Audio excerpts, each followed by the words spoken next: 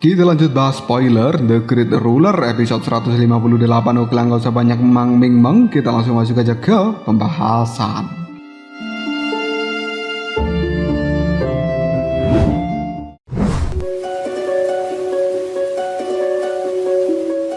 Setelah meraih kemenangan atas singa emas, Jiuyu memutuskan untuk segera kembali ke pasukan alam Daluo. Raja yang sebelumnya pernah meremehkan Jiuyu saat ini mulai memandang penuh hormat.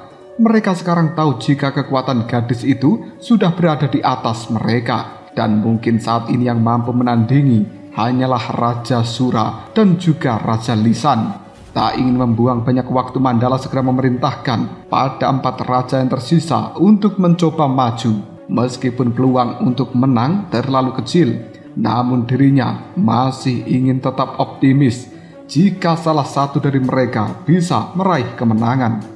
Setelah Jiuyu, kali ini Raja Ular Besi dan juga Raja Vajra mulai maju untuk mencoba peruntungan. Namun tetap saja kedua orang itu harus menerima kekalahan dan mundur dengan keadaan malu. Tak lama kemudian sosok penantang yang ke-9, yakni Raja Hongya, mulai maju. Para petinggi alam Daluo tidak berharap kepada Raja Hongya karena mereka jelas mengetahui seperti apa kekuatan yang dimiliki oleh Raja Hongya ini. Detik berikutnya, seekor monyet iblis berwarna hitam mulai muncul dan akan menjadi lawan dari Raja Hongya. Ketika pertandingan berlangsung, mereka bisa melihat jika kecepatan yang dimiliki oleh monyet iblis hitam begitu menakjubkan. Setelah bertarung untuk beberapa saat, tubuh Raja Hongya mulai terlempar ke belakang. Bahkan di tubuh pria itu terlihat beberapa luka cakaran yang cukup dalam. Menyaksikan adegan seperti ini, para raja mulai menatap penuh khawatir. Namun berbeda dengan yang lainnya, Mandala jelas melihat adanya kekuatan di dalam tubuh Raja Hongya yang sedang berkumpul. Saat ini Mandala bisa melihat jika monyet hitam sudah berada tepat di depan wajah Raja Hongya dengan cakar yang sudah siap untuk dilayangkan. Menyaksikan adegan seperti ini, Raja Hongya dengan panik langsung menangkisnya, dan keadaan itulah yang membuat tangannya mulai mengeluarkan cairan merah cukup banyak. Namun di saat berikutnya, telapak tangan Raja Hongya mulai membentuk sebuah kekuatan yang mirip dengan gunung emas. Dan gunung emas ini terbentuk dari energi spiritual Raja Hongya yang telah memadat. Melihat jika gunung emas kecil itu telah terbentuk dengan sempurna, dia pun langsung melayangkan pukulan tepat di kepala monyet hitam. Menyadari serangan yang sangat berbahaya, monyet hitam berusaha kabur secepat mungkin. Namun karena cakarnya masih menempel di tangan dari Raja Hongya, dia tidak bisa menghindar. Tak lama kemudian serangan dari gunung emas kecil dilayangkan Raja Hongya mengenai kepala dari monyet hitam hingga membuatnya dar, meledak dan hancur berkeping-keping. Esensi yang ada di dalam tubuh monyet hitam secara perlahan diserap masuk ke dalam tubuh Raja Hongya, dan ketika esensi ini selesai masuk ke dalam tubuh Raja Hongya tersebut, dia langsung terjatuh sehingga Mandala harus maju untuk menolongnya. Menyaksikan adegan itu, para raja yang lainnya jelas tidak menyangka apabila Raja Hongya akan bisa meraih kemenangan. Melihat jika banyak raja sudah terluka, Mandala tidak bisa diam saja. Dia memutuskan untuk meminta para raja itu beristirahat, sementara dirinya akan berusaha membuka paksa segel yang ada pada pintu gerbang perunggu. Tepat ketika serangan akan dilancarkan, Mu Chen mulai berbicara. "Pemimpin wilayah, apakah kau ingin melupakan diriku? Dan tampaknya saat ini kau tidak bisa mengambil hakku untuk mencoba melawan makhluk selanjutnya." Mendengarkan kata-kata Mu Chen, Mandala hanya bisa mengambil langkah mundur, dan dirinya jelas tahu apabila Mu Chen bukan sosok yang mudah menyerah. Dia berpesan kepada Mu Chen untuk selalu berhati-hati dan segera mundur, serta menyerah jika dirasa keadaan sudah tidak memungkinkan. Mendengarkan nasihat seperti ini, Mu Chen hanya bisa menganggukkan kepalanya tanda paham. memutuskan untuk segera maju menantang binatang yang tersisa. Pertandingan kali ini merupakan yang paling krusial karena akan menjadi pertandingan penentu. Apabila Muchen menang, maka formasi itu akan bisa dengan mudah dihancurkan oleh Mandala. Namun jika Muchen kalah, maka formasi binatang yang ada di pintu gerbang perunggu hanya akan membuat Mandala kehilangan banyak energi. Menyadari keadaan seperti ini, banyak harapan mulai dipikul oleh Muchen. Para pasukan alam Daluo ingin Muchen menang, sehingga kekuatan Mandala akan tetap dalam kondisi paling sempurna dalam kompetisi ini. Setelah Muchen masuk ke dalam arena pertempuran, tak lama kemudian harimau naga langit mulai muncul. Dan harimau naga langit ini memiliki garis keturunan dari naga langit, sehingga membuatnya memiliki kekuatan yang begitu menakjubkan, sangat sulit untuk dihadapi. Melihat lawan Muchen, kekhawatiran mulai muncul di raut wajah para raja yang lainnya, terutama adalah Ciuyu.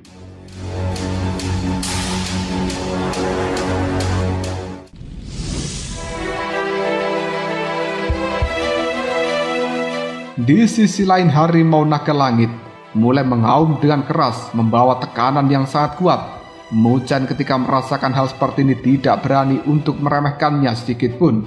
Dia mulai memanggil Sutra Iblis Hati Netherworld untuk membuat energi spiritualnya jauh lebih tenang, namun juga mengandung bahaya. Para raja yang melihat perubahan seperti itu jelas tidak menyangka apabila Muchen akan memiliki teknik pengendalian pikiran yang sangat luar biasa. Pihak lawan yang merupakan harimau naga langit melihat keadaan seperti itu langsung memasang sikap waspada.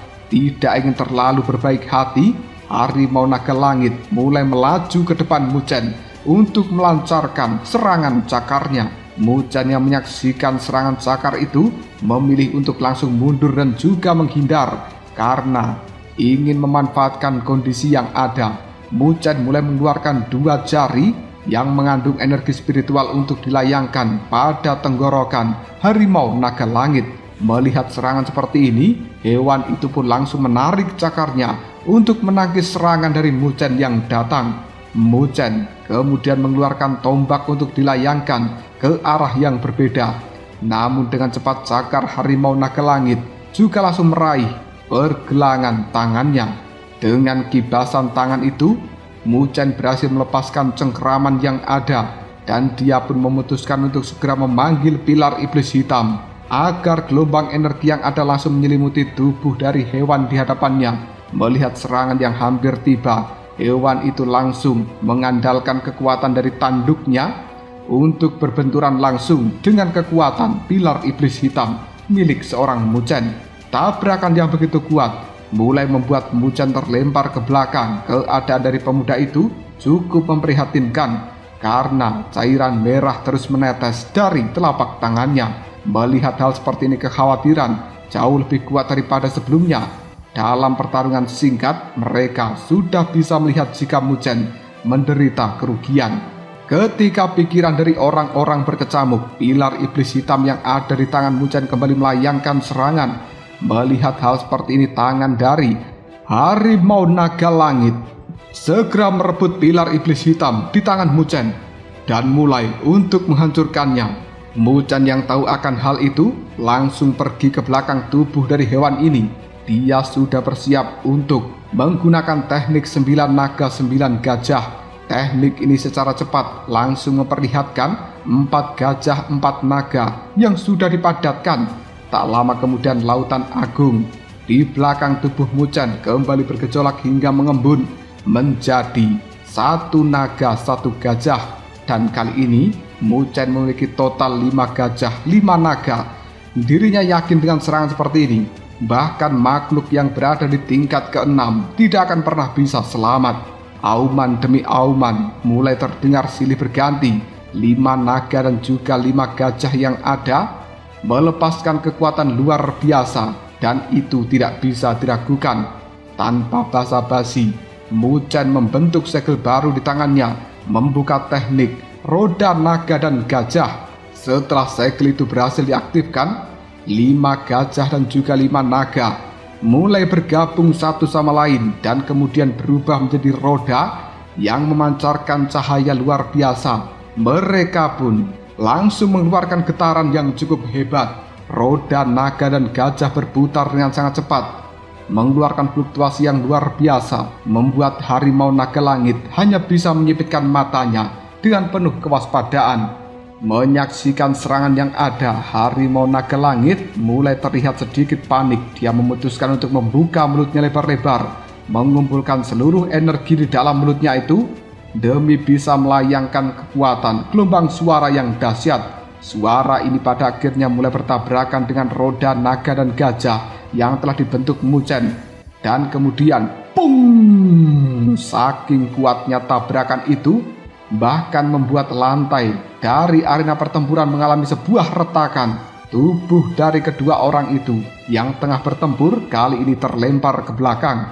Muchen menyeimbangkan dirinya dan kemudian dia bisa melihat bahwa jika tangan harimau naga dan langit mulai dimasukkan ke dalam lempengan batu yang terukir sebuah simbol mata merahnya dan tangan yang berlumuran cairan merah, kali ini terus menatap Muchen dengan penuh kemarahan. Para raja alam Daluo yang hadir mulai menyadari jika hewan yang Muchen hadapi saat ini termasuk yang terkuat dari hewan-hewan yang ada sebelumnya. Tak lama kemudian mereka semuanya menyaksikan apabila harimau itu mengeluarkan auman dengan cahaya berwarna merah dari dalam tubuhnya. Cahaya ini telah dipenuhi kekuatan yang sangat jahat yang membuat tubuh dari hewan itu mulai membengkak dan kemudian memunculkan sisik-sisik naga yang telah menutupi harimau naga langit. Mandala yang melihat adegan seperti itu jelas mengetahui apabila harimau naga langit sudah mulai membakar garis keturunan naga langit di dalam tubuhnya, dan ini akan membawa berita buruk karena kekuatan yang dimiliki oleh binatang tersebut akan terus bertambah kuat.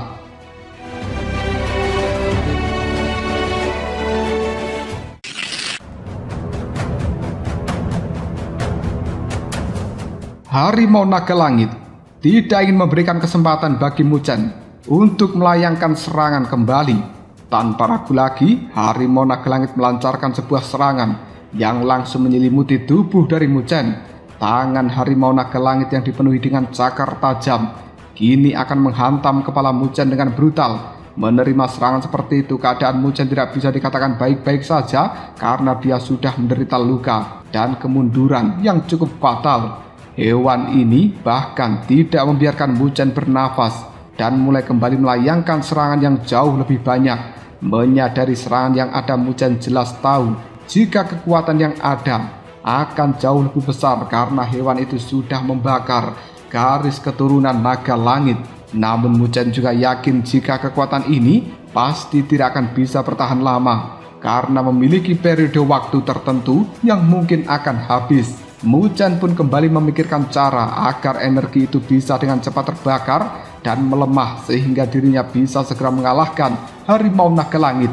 Setelah berpikir cukup panjang, Muchen mulai mengganti segel tangannya, memutuskan untuk memanggil pagoda agung peninggalan ibunya, pagoda emas. Dengan cepat langsung muncul di hadapan Muchen dan kemudian dia mengarahkan pada tubuh harimau naga langit untuk menekannya. Puluhan naga berwarna emas mulai keluar dari dalam pagoda agung itu sebelum akhirnya berubah menjadi api berwarna emas yang kembali masuk ke dalam pagoda. Siapa sangka cahaya yang ada tidak langsung menyerang tubuh harimau naga langit, melainkan mengalirkan gumpalan api ke dalam tubuh dari binatang itu. Akhirnya rencana dari Muchen berhasil. Api emas ini secara perlahan mulai membakar garis keturunan naga langit di dalam tubuh harimau naga. Para raja yang menyaksikan adegan seperti ini jelas penasaran dengan rencana yang dilakukan oleh Muchen. Mandala yang mengetahui raut penasaran di wajah para raja mulai menjelaskan jika Muchen berencana untuk membakar garis keturunan yang ada di dalam tubuh harimau naga langit. Simbol-simbol yang ada di tubuh hewan itu dengan pola naga yang ada di tubuh dari pagoda emas milik Muchen terlihat sama. Hal inilah yang membuat Muchen berhasil membakarnya. Namun dia penasaran dari mana Muchen mendapatkan pagoda emas yang merupakan warisan milik klan Pagoda Terapung. Harimau Naga Langit secara sadar mulai merasakan adanya keadaan kritis yang membuat energi spiritualnya melemah dengan cepat. Menghadapi hal seperti ini, hewan itu berusaha untuk melayangkan serangan pada Pagoda Emas. Melihat serangan itu, Muchen memutuskan mengubah segel tangannya, membuat Pagoda Emas mulai menghilang. Di saat yang sama, tubuh Harimau Naga Langit yang awalnya begitu kuat, kini telah mulai terlihat lemah. Bahkan sisik-sisik naga yang ada di tubuh hewan itu secara perlahan mulai meredup. Harimau Naga Langit yang masih belum menyadari apabila tubuhnya melemah, kembali melayangkan serangan terhadap Muchen.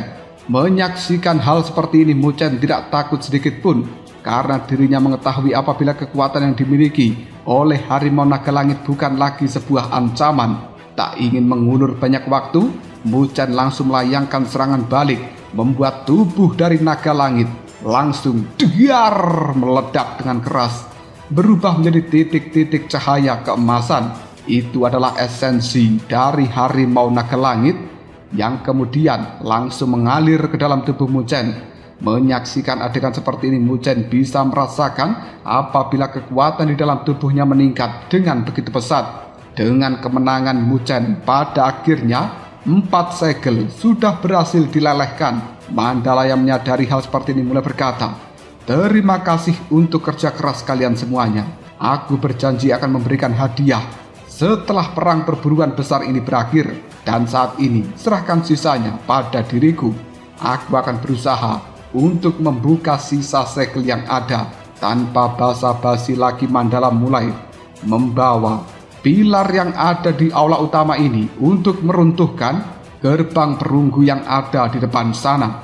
Energi spiritual di dalam tubuhnya mulai mengalir pada pilar batu yang dia pegang, dan kemudian Mandala menggunakan pilar batu ini untuk memukul pintu gerbang perunggu dengan keras. Serangan pertama membuat simbol yang ada di pintu gerbang perunggu langsung redup. Melihat keadaan seperti ini, Mandala kembali melayangkan serangan kedua yang berhasil membuat retakan pada pintu tersebut.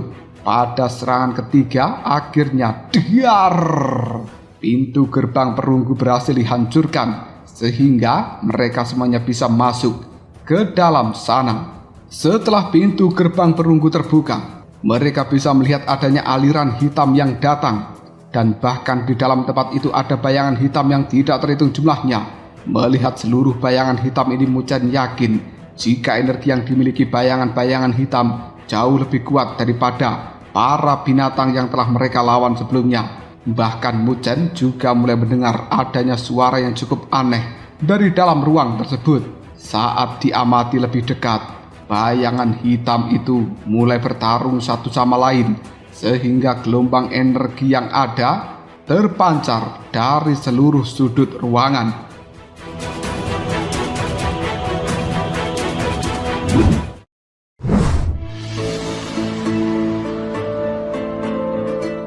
Tidak lama kemudian suara lonceng mulai terdengar, dan lonceng ini secara perlahan mengembalikan kesadaran Muchen dan juga para raja yang lainnya. Mandala dengan tegas juga memberikan informasi jika tempat inilah yang dijadikan medan perang ketika melawan ras jahat asing. Muchen yang mendengarkan hal seperti itu mulai yakin jika bayangan yang ada adalah ras-ras jahat tersebut. Jika hal ini terus dibiarkan, maka energi yang berada di dalam dunia pasti akan diserap dengan mudah oleh pasukan ras jahat. Mandala kembali memberikan peringatan pada pasukannya untuk tidak terpengaruh dengan aura yang sangat menakutkan berwarna hitam itu. Jika mereka sampai terpengaruh, maka ras jahat itu bisa masuk ke dalam tubuh orang-orang, sehingga membuat tubuh mereka menjadi sama seperti pasukan yang ada di depan sana. Mendengarkan kata-kata seperti ini, mereka pun hanya bisa menganggukkan kepalanya, bertanda paham untuk ucapan Mandala. Merasa tidak ada lagi yang perlu dibicarakan, Mandala memutuskan untuk segera menyusuri tempat ini. Para pasukan dari alam Daluo mulai mengikuti dari arah belakang, dan mereka juga mengaktifkan energi spiritual untuk membuat perlindungan terhadap aura ras jahat asing. Kali ini mereka masih terus terbang untuk menjelajahi ruangan yang tidak ada ujungnya ini. Semakin lama, semakin menemukan adanya cahaya merah gelap yang membuat Mandala langsung memberikan peringatan pada pasukannya untuk terus berhati-hati. Mendengarkan peringatan seperti itu, secara cepat mereka langsung menambahkan energi spiritual untuk melindungi tubuh masing-masing. Tak lama kemudian, mereka mulai menyadari jika ruangan yang tidak berujung ini mulai beralih menjadi sebuah lautan tanpa dasar. Melihat keadaan itu, Kaisar Mata Roh mulai bertanya pada Mandala, pemimpin wilayah, di manakah kita sekarang berada? Mandala yang mendengarkan pertanyaan itu mulai menjawab, jika aku tidak salah ini adalah perwujudan lautan yang agung milik pemimpin keempat Istana Surgawi Kuno. Mendengarkan kata-kata ini, tidak ada yang tidak terkejut. Mereka jelas tidak menyangka apabila lautan agung bisa berubah menjadi seperti ini. Dan mereka yakin jika lautan agung ini pasti menyimpan banyak harta karun yang luar biasa. Namun untuk mendapatkan harta tersebut, mereka juga meyakini tidak akan mudah. Mandala ingin memanfaatkan waktu sebaik mungkin untuk segera mengajak pasukannya melanjutkan perjalanan. Dan selama perjalanan ini baik Muchen maupun yang lainnya bisa merasakan tekanan yang ada. Mandala yang tahu jika pergerakan pasukan mereka mulai melambat, memutuskan untuk memadatkan energi spiritual, membentuk sebuah kapal selam. Dan kapal selam inilah yang mulai membawa Muchen serta yang lainnya mengarungi lautan agung milik pemimpin keempat Istana Surgawi Kuno. Setelah melakukan perjalanan menggunakan kapal selam selama beberapa waktu, Muchen dan juga yang lainnya pun akhirnya melihat adanya sebuah pulau batu raksasa yang telah mengapung. Mandala yang melihat hal ini mulai menjelaskan jika pulau itu adalah perwujudan dari jatuhnya pemimpin keempat. Mendengarkan informasi ini, mata Kaisar Tidur langsung berbinar. Dan dengan pelan, Kaisar Tidur bertanya, pemimpin wilayah, apakah kita bisa mengambil tindakan kali ini? Mandala langsung menjawabnya, barang-barang peninggalan pemimpin keempat Istana Surgawi Kuno tidak mudah disentuh. Sepertinya akan sulit untuk menjadi yang pertama dalam mengambil tindakan. Tak lama kemudian sebuah suara tawa mulai terdengar. Bahkan ada suara yang berkata, aku tidak menyangka jika Alam Daluo akan menjadi pasukan pertama yang telah tiba. Mendengarkan suara seperti ini, pasukan dari Alam Daluo mulai mengalihkan pandangannya dan mereka bisa melihat adanya cahaya dari kejauhan.